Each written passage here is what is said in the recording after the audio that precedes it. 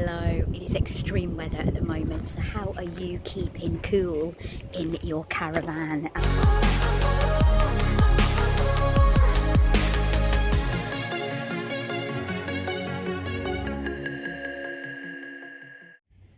Man, how hot is it at the moment, and how are you keeping cool in your caravan? So I've got a few tips and tricks that I've been using in my caravan. I live in it essentially 3 nights a week, and it's a metal box. It's like being and sleeping in your car outside. One of the things that I will say right at the start is when it does get really hot and it is in the midst of summer, or you're traveling abroad in your caravan or your motorhome, do not leave your dog in the car or your pets, because that is essentially the same as leaving an animal in a car. Right, let's get down to it. I'm Sally Jack's TV mum. Welcome to my caravan. I love it. It's home from home, and it was an essential that I bought during the COVID times. But of course we've had this ridiculously hot weather at the moment, and of course it is just, well, the other day I came in, if I can put something on here I will show you, my caravan was 49 degrees. It's official, it's 48 degrees in my caravan. That is just ridiculous, isn't it? That is hot. So let's have a look at some tips and tricks that you can do. Number one is always try and park in the shade. So wherever you are, try and get a shady environment. So underneath trees, maybe if you know that campsite that you're going to, look at the shady areas that you can park under. And then obviously that's going to help, because if your box, because that's essentially what it is out in that sunlight, it's going to really capture that and take that heat into the van, and that's what makes it sometimes absolutely unbearable. So that's number one. Number two is to keep the ventilation going. So obviously you need to do this whilst you're there, because I would never leave my windows open when I'm out and about. I've got a pigeon that visits me quite regularly, and he's tap tap tap tap tap, and if I leave the window open without the sort of netting across, he peeps in and goes brrr, and I've been reading my book on my sofa and he's peeped through. So, but essentially really one window is not good enough for that air circulation. If you leave 2 open, it kind of causes a sort of circulation going on. So whether that, I'm lucky that I've got 3 overhead sort of skylights, I don't know what you call them, I'm not technical like that, but you can also leave the windows open as well. But I tend to open the skylights because there's something else that I do with the windows that I'm going to tell you about now. So I leave those open. I also draw the netting across if it's really hot, or if it's at night time, because of all the midges and things like that, and the mosquitoes that might come in. And I also do that with the toilet as well, so it's circulating that air, and I find that cools down, but obviously it's not enough. So then we're moving into fans, but I'm going to come on to that in a moment, because I want to go back to the windows that I was talking about. So when I'm in this van, when it's extremely hot, I have the shutters down. I think that's really important, because you've got that reflection, and that just helps keep that sun from penetrating into the van even more through the windows. So all the shutters are down, and that for me just helps me a little bit more. Another one is obviously fans and things like that. I've got Aldi heating, because most of the time I need to be warm in my van. You know, I've had extreme temperatures where I've been 49 degrees, and I've also been the coldest winter on record, which I think was either 2020 or 2021, and I actually slept in the van that night when it was the coldest night on record. And it was snowing, it was bitter outside, but I was lovely and warm because I had my Aldi heating. But you can get air conditioning units built in, and obviously you'll have to pay extra for that, or you're going for a caravan that's already got that. Now if you're doing a lot of hot climate, or you're buying abroad, then that already might be built into you. But if it's not, mine's 12 built into your caravan, sorry. If it's not, then mine's 12 years old and I don't have that.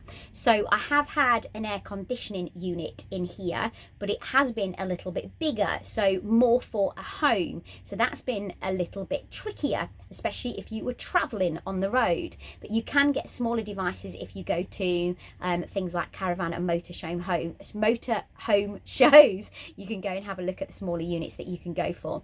But there's fans, and there's lots of different fans that you can get. There are slightly bigger fans that will blow, because obviously if you're circulating the air produces cooler air. Moving air is more cooler air. So I mean, I know it's not the greatest fan of all, it's very, very cheap, but that can sit on the side and give me a little bit of respite when I need it, especially if I'm on my computer down the bottom of my caravan. I've got a 4-berth, so this is an island bed at the end. But another tip, which I find to be really good. Now, I haven't cooled this down, but if you put it in a cooler, and if you get the ones, this is like a little block, but if you get the sort of flatter rectangular blocks, they're even better.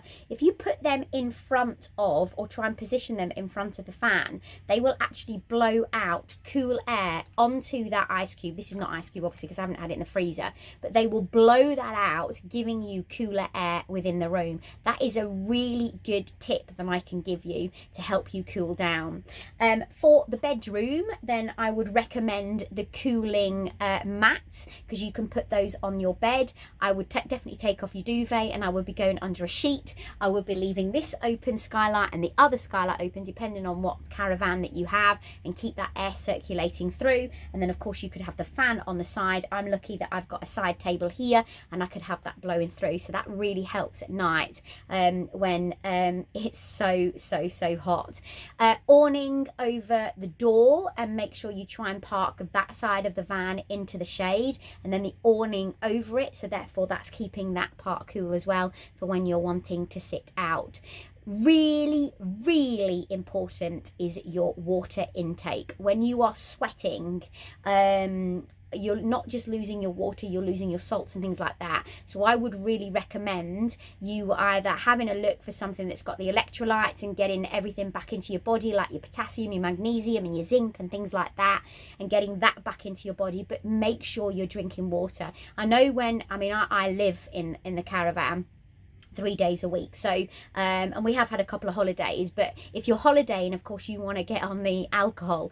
If you're sweating, you need to be replenishing those fluids that you're losing. So I tend to do between 2 to 3 litres of water a day, and I up my intake when I'm in the heat, and then I also pop those little fizzy capsule things into my water to help me bring back and put back those electrolytes, etc., and what I may be losing with sweating so much into my drink and into my body.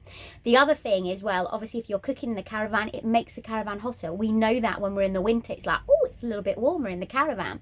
We don't want that. So either cook outside, eat out, or have your salads. And of course your salads are lovely to have in the summertime anyway. The other thing as well is the cooling towels. So as well as the sort of mats that you can get for your bed for when you're sleeping in bed at night, you can also get the cooling towels, and these can fit at the back of your neck, they can go on the top of your head to cool you down, feet in a bowl of water, all these kind of things. Maybe you know, a cooler shower to cool you down. Don't go for anything extreme. You shouldn't be doing, you know, down in ice cold water if you're really hot. You shouldn't be getting into an ice cold shower if you're really hot. You want to bring your temperature down sort of in a slower way. So those are some of my tips and tricks. I don't know whether you've got any that you've done with your van. If you have, then it'd be absolutely superb to hear from you. Actually, maybe a van, maybe a caravan, maybe a motorhome, maybe you're camping, your tent. You might have some ideas for people on that. But in the comment section below, it just helps people with what they might, because I might not have mentioned it in this video, and you could be giving a tip to somebody that could really help them.